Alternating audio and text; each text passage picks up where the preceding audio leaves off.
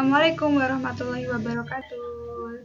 Selamat pagi anak-anak. Bagaimana kabarnya hari ini? Semoga anak-anak selalu sehat dan semangat dalam belajar ya. Hari ini selain anak-anak mengerjakan soal ulangan harian nanti, Budi akan memberikan materi tentang pemantulan dan penyerapan bunyi.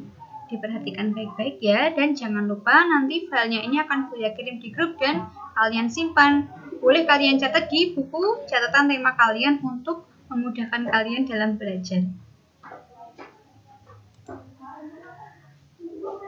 Materi kelanjutan dari pelajaran IPA yaitu tentang pemantulan dan penyerapan bunyi. Untuk minggu-minggu kemarin kita sudah belajar tentang sifat bunyi merambat dan bagian-bagian telinga. Telinga adalah indera pendengaran yang kita gunakan untuk mendengarkan bunyi. Nah, selanjutnya kita akan belajar tentang materi ini. Ada sifat bunyi dua lagi yaitu pemantulan dan penyerapan bunyi. Yang pertama yang akan kita pelajari adalah pemantulan bunyi.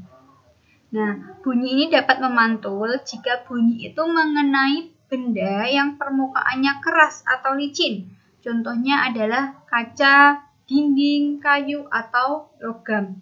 Jadi ketika kita membunyikan sesuatu dan mengenai benda yang keras, benda yang licin, benda yang kasar, itu nanti bunyinya akan memantul.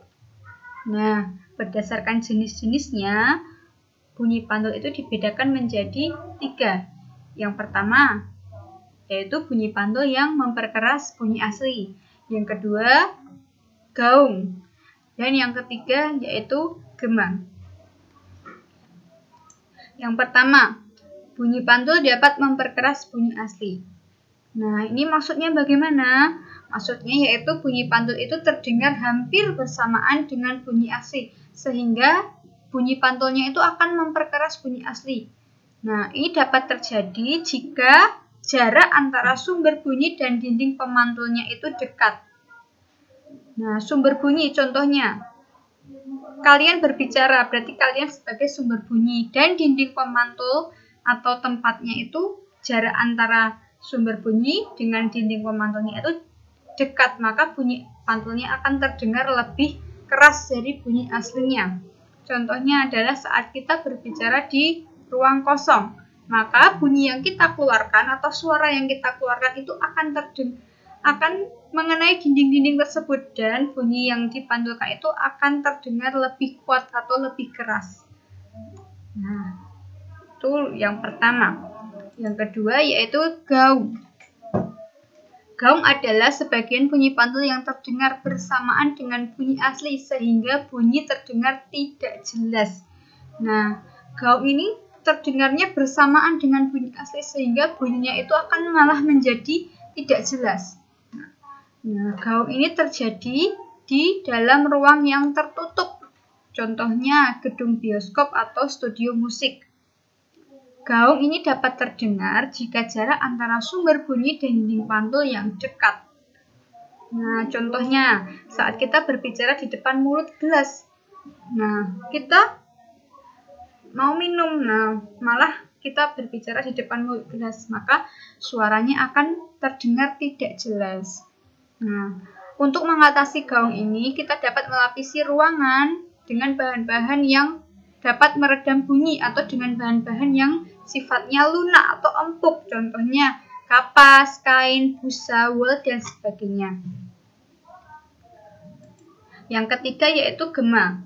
Gema adalah bunyi pantul yang muncul setelah bunyi asli selesai dikirim, atau bunyi pantulnya itu akan terdengar setelah kita selesai berbicara atau setelah bunyi aslinya selesai terdengar.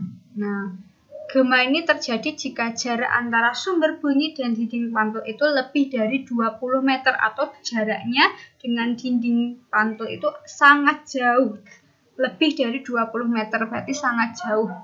Nah, akibatnya bunyi pantulnya akan terdengar setelah bunyi asli selesai diucapkan. Contoh terjadinya gema ini biasanya terjadi di gua, lembah, atau bukit. Nah, misalnya kita berada di gua, lembah atau bukit, kita berteriak, maka pantulan teriakan kita akan terdengar setelah kita selesai berbicara. Seperti itu. Nah, itulah jenis-jenis bunyi pantul ya anak-anak, ada 3 macam, yaitu yang pertama, bunyi pantul yang memperkeras bunyi asli, yang kedua, gaung, dan yang ketiga, gema. Nah, ternyata pemantulan bunyi itu banyak manfaatnya loh dalam kehidupan sehari-hari. Ini ada beberapa contoh pemanfaatan pemantulan bunyi dalam kehidupan sehari-hari. Yang pertama, dapat mendeteksi keretakan pada logam. Yang kedua, ternyata pemantulan bunyi itu dapat mengukur kedalaman laut. Yang ketiga, digunakan untuk ultrasonografi atau USG. Yang keempat, untuk mengetahui kedudukan benda dalam laut, contohnya kedudukan kapal selam yang ada di dalam laut.